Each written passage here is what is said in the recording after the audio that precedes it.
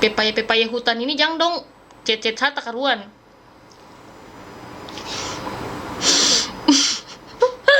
Kamu ini terlalu tak uncang sekali kak. Susah.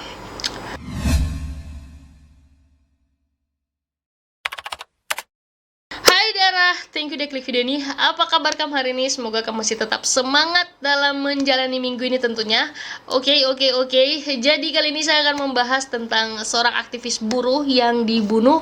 Tapi sebelum saya masuk ceritanya, khusus untuk video kali ini saya buat untuk mengenang jasa beliau. Karena tepat di 29 tahun yang lalu beliau ditemukan meninggal dunia akibat ditembak di daerah kemaluannya. Dan sebenarnya video ini saya harus upload di bulan Mei kemarin karena bertepatan dengan Hari Buruh Nasional. Tapi karena ada satu dan lain hal sehingga saya belum sempat upload dan sorry untuk hal itu. Oke, jadi sekarang ini sudah sabar sapu utang. Bagaimanakah ceritanya? Terus banyak bicara lagi. Ini dia. Nah, seorang aktivis yang saya maksud kali ini bernama Marsina. Gadis asal Nganjuk yang lahir pada tanggal 10 April 1969 ini mempunyai impian untuk masuk di perguruan tinggi Fakultas Hukum. Namun dengan keterbatasan ekonomi, Marsina harus menguburkan cita-citanya untuk melanjutkan pendidikan dan memutuskan untuk bekerja di salah satu perusahaan PT Catur Putra Surya yang bergerak di bidang produksi jam tangan pada tahun 1993 yang berlokasi di Porong, Jawa Timur. Di tempat kerja, Marsina dikenal sebagai karyawan yang cerdas, ramah kepada teman-temannya, dan suka membantu. Awalnya pada tahun 1993, Gubernur Jawa Timur mengeluarkan surat edaran nomor 50 tahun 92 yang memerintahkan kepada seluruh pengusaha untuk menaikkan gaji karyawan sebesar 20%. Hal itu pun disambut baik oleh seluruh buruh yang ada pada saat itu. Yoi lah, siapa yang terus semangat? Masa gaji naik terus semangat? Semangat lah!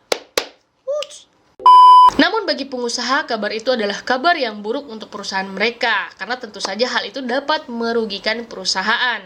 Nah, pada bulan April tahun 1993, PT Catur Putra Surya, tempat di mana Marsina saat itu bekerja, melakukan mediasi bersama para buruh yang bekerja di perusahaan mereka. Namun sepertinya setelah melakukan mediasi, hasilnya tidak ditemukan keputusan yang menguntungkan kedua belah pihak. Sehingga pada tanggal 3 sampai tanggal 4 Mei, seluruh buruh PT CPS melakukan unjuk rasa yang dipimpin oleh Marsina untuk menuntut kenaikan upah buruh dari 1.700 menjadi Rp2.250 per hari. Jadi dari tanggal 3 sampai tanggal 4 Mei, seluruh buruh PT CPS melakukan mogok kerja total. Sampai di pagi harinya pada tanggal 5 Mei 1993, Marsinah dan para buruh lainnya masih melakukan unjuk rasa. Namun di siang harinya di tanggal yang sama, 13 orang teman Marsinah ditahan di Kodim Sidoarjo. Mereka diduga menjadi provokator dalam unjuk rasa yang terjadi pada saat itu. Dan pada malam harinya di tanggal 5 Mei 1993, Marsinah mendatangi Kodim Sidoarjo. Dari hasil riset yang saya temukan, ada dua versi Marsinah mendatangi Kodim Sidoarjo. Yang pertama adalah Marsina membawakan makan buat teman-temannya yang ditahan pada saat itu, dan yang kedua Marsina menyampaikan keinginannya untuk membebaskan teman-temannya yang pada saat itu ditahan. Namun semenjak mendatangi Kodim Sidoarjo, Marsina diketahui menghilang dan baru ditemukan pada tanggal 8 Mei 1993 dalam sebuah hutan dengan keadaan sudah tidak bernyawa. Hasil otopsi yang dikeluarkan oleh Dr. Sutomo saat itu mengatakan bahwa Marsina mengalami kekerasan dan pemerkosaan yang mengakibatkan pendarahan. Dan karena hal itulah yang membuat Marsina harus merenggut nyawa. Tapi karena hasil otopsi yang diberikan oleh Dr. Sutomo saat itu tidak terlalu spesifik, tidak terlalu detail begitu, sehingga dokter ahli forensik Indonesia yaitu Dr. Munim Idris harus turun tangan dalam menangani kasus Marsina. Nah, Dr. Munim Idris ini mengatakan bahwa sebenarnya Marsina meninggal akibat kemaluannya ditembak senjata api. Kemudian pada tanggal 30 September 1993, polisi melakukan penyelidikan lebih lanjut tentang kasus kematian Marsina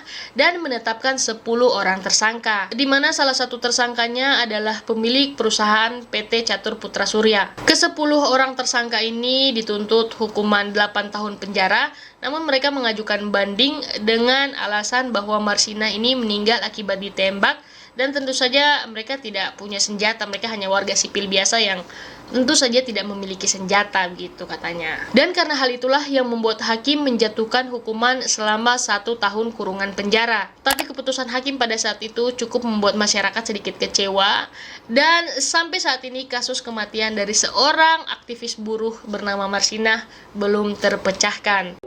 Bagaimana menurut kalian soal kasus yang satu ini? Mungkinkah ada keterlibatan oknum tertentu dalam kematian Marsinah? Atau adakah seseorang yang menyewa atau memang memiliki senjata untuk menembaki Marsinah? Coba komen di bawah. Oke, mungkin itu saja yang dapat saya sampaikan. Mohon maaf sekali kalau ada salah kata atau salah penyampaian bahasa saya di video saya kali ini. Komen juga di bawah kalau ada cerita horor atau cerita kriminal yang kalian ingin saya bahas. Atau bisa langsung follow dan DM saya di Instagram, gampang sekali. Tato-tato saja. Dan klik like jika kamu suka video ini. Jangan lupa subscribe. Juga nyalakan notifikasinya kalau kamu ingin ketinggalan video terbaru dari saya. Karena saya sudah tidak sabar ketemu kau lagi. Dah.